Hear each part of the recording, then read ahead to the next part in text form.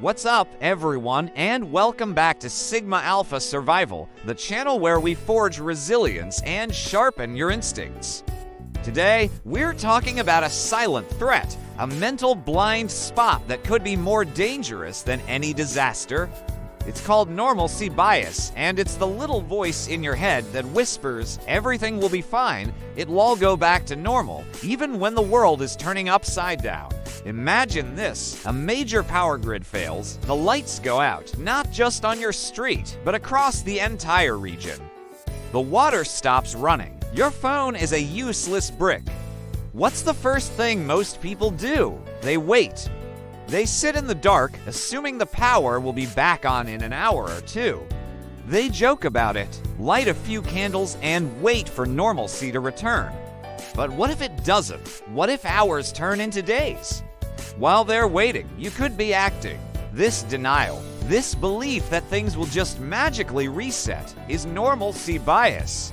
It's a psychological reflex that makes our brains cling to the familiar, even when faced with overwhelming evidence that the situation has fundamentally changed.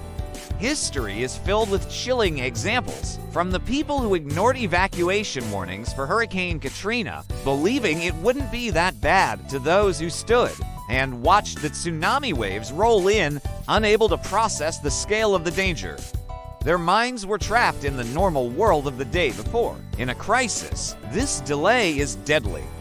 Every second you spend convincing yourself that it is not really happening is a second you're not moving, not preparing, not protecting yourself and your family. The difference between a survivor and a statistic is often how quickly they can break free from this mental trap and accept the new reality.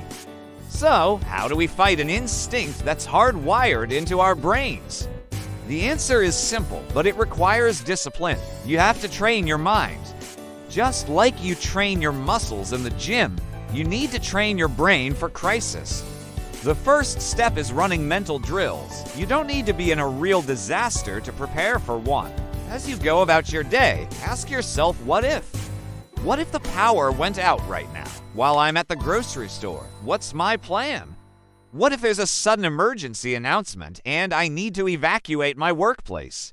Where are the exits? What's my rally point? These aren't paranoid fantasies, they're mental push-ups. By repeatedly imagining these scenarios, you're building new neural pathways. You're reteaching your brain to bypass the freeze response and jump straight to the action response. When you've already walked through a plan in your mind a dozen times, it becomes second nature. If the real event ever happens, you won't be frozen by shock. You'll be running on a preloaded script. You'll know what to do because you've already done it, mentally. Another crucial part of this mental training is observation. Start paying more attention to the world around you. Don't just exist in it, analyze it. When you're in a crowd, notice the flow of people.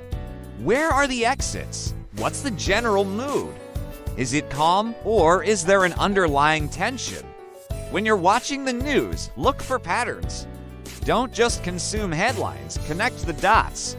Are small, seemingly unrelated events pointing toward a larger trend? Is there a subtle shift in official language or public behavior?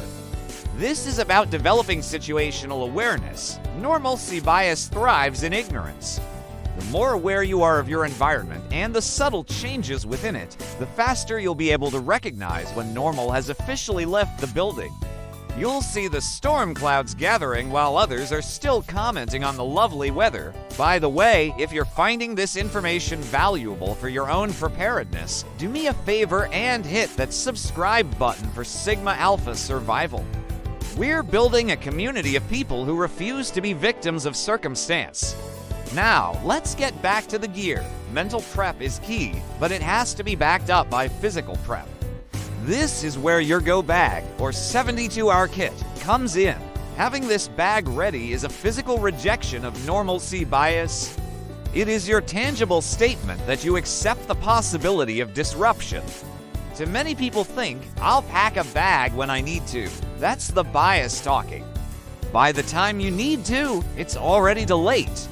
The stores will be chaos, the roads will be gridlocked, and you'll be wasting precious time scrambling for supplies. Your go bag should be packed, checked, and ready at all times. In it, you need the essentials to survive for at least 72 hours without any external support. This means water or a water filter, non-perishable food, a first aid kit, a multi-tool, a flashlight with extra batteries, a communication device like a hand crank radio, and copies of important documents. Think of your go bag as a bridge.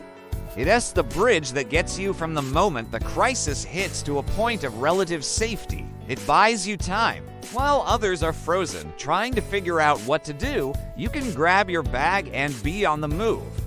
You've already done the thinking and the packing. Now, all you have to do is execute the plan. This isn't about being a doomsday prepper, it's about being a responsible adult. We have fire extinguishers in our homes not because we expect a fire, but because we accept the possibility. A go bag is the same principle applied to a wider range of emergencies. It's your personal fire extinguisher for chaos. Let's tie this all together. Normalcy bias is the enemy of action. It convinces you to wait, to hope, to deny. To defeat it, you must become a proactive thinker. First, run mental drills. Constantly ask what if and game out your responses. This preloads your brain with a plan, overriding the instinct to freeze. Second, sharpen your observation skills. Pay attention to your surroundings, to the news, and to shifts in behavior.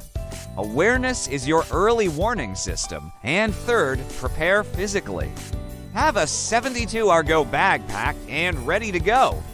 This isn't just about a bag of stuff, it's a declaration of your readiness to act. When disaster strikes, there will be two groups of people: those who are paralyzed by the collapse of their normal world, and those who have already accepted the new reality and are already moving. The choice of which group you're in is being made right now. By training your mind and preparing your gear, you're not just planning for a disaster. You're building a mindset of resilience that will serve you in every aspect of your life. You're becoming harder to surprise, harder to defeat. That's all the time we have for today on Sigma Alpha Survival.